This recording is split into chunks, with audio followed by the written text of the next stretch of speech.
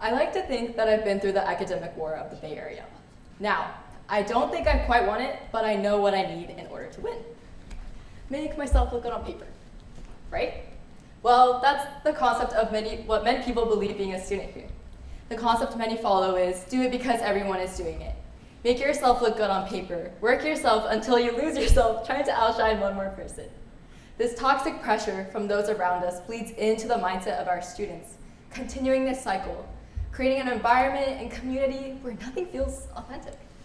I've had many instances as a student here where I once joined a student-led organization that their mission aligned with something I was very passionate about.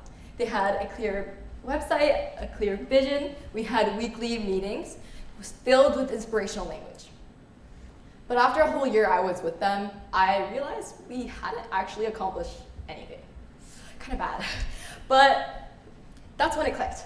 This organization looked great on paper, but that paper, it doesn't know if we made an impact. Now, to some people, that's what appeals most, right? But it all sounds harsh. But that's the reality of the world we live in, where choices are not made for the sake of passion, but for appearances. And here's where it got personal. Today, I told my friend that I was speaking here tonight, and the first thing they told me was, oh, that looked great on your resume. Now, I stood there thinking, is that how people see me? As someone who collects experiences just for the aesthetic? Now, I'm not a gold digger, but am I a resume digger? I don't think so, because that's not why I take on these opportunities. Don't get me wrong, sometimes that paper does matter. We take classes to meet major requirements or accept jobs that build our career path, and that's okay. But there's in-between moments, such as volunteering, part-time jobs, side hobbies that we have so much control over. And that's where we get to choose joy, purpose, and growth. Now, it sounds obvious when someone says, or you hear, do what makes you happy. But that's not the reality of many of us face. Saying no to things, setting boundaries. It is so hard, and it's still something I'm working on. But it is so powerful. Those small, seemingly insignificant choices you make every day, well, they add up. And with great consistency and passion, you can create real change. And here's the best part. Passion isn't fixed. You either have it or don't. And passion can grow when you let it. And for me, being able to help others has always been a core part of who I am. That came from the love, care, support that came from my family, something I'm always grateful for. And last summer, I co-founded a nonprofit organization with my sister called DreamX Dancers. We provide free dance classes every Saturday for kids, no matter their background. And sometimes only 2 kids show up.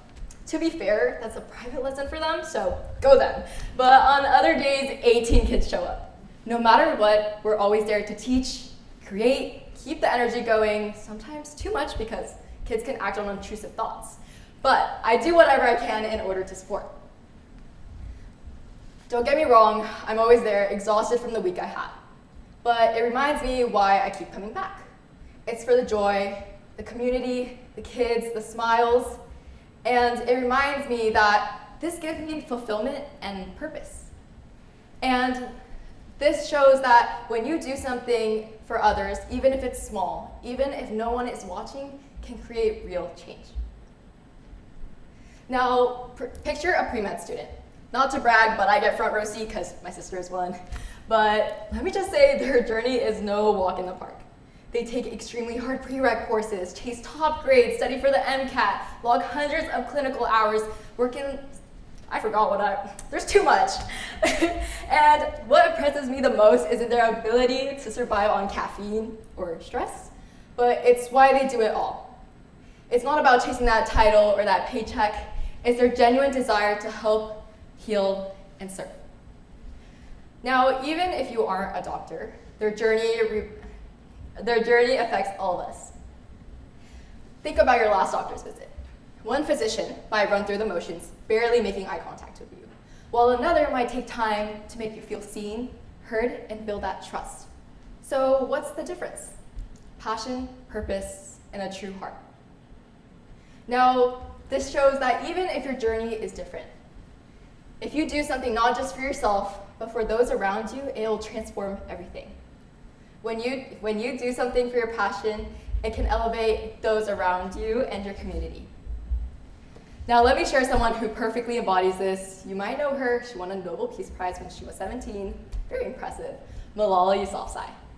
She's a female education activist, and when she was struck with violence, simply for advocating for girls' education, she didn't choose a path dedicated to appearances or resume lines. Instead, she ignited global movement through fierce authenticity and passion that refused to be dimmed.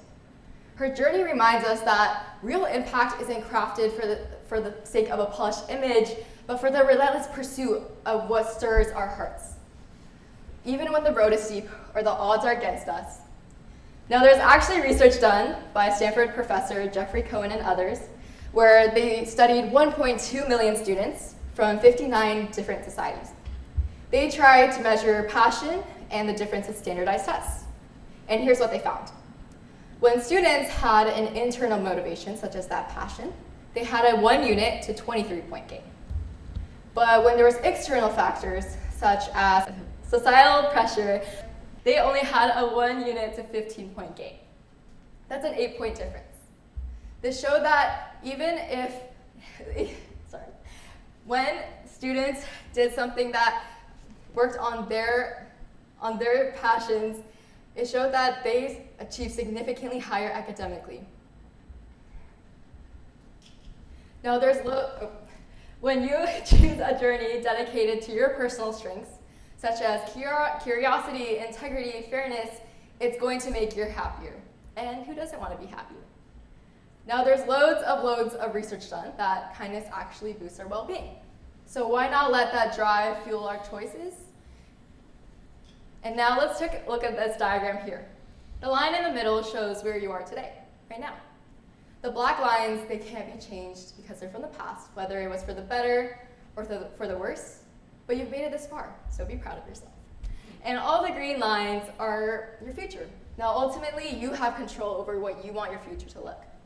Each path, each line represents a different unique calling, a passion project, something that resonates with your true, authentic self.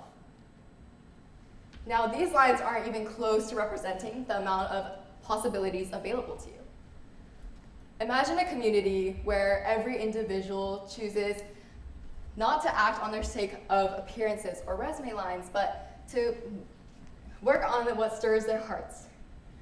A community that working on making a bigger difference. I challenge you today not to simply check off boxes or write another line in your resume, but to write a new chapter in your life, one that resonates with your true self. Live with passion, build with purpose, and trust when you follow your heart, you'll create a kind of change that lasts. A world built on authentic, meaningful actions. Thank you.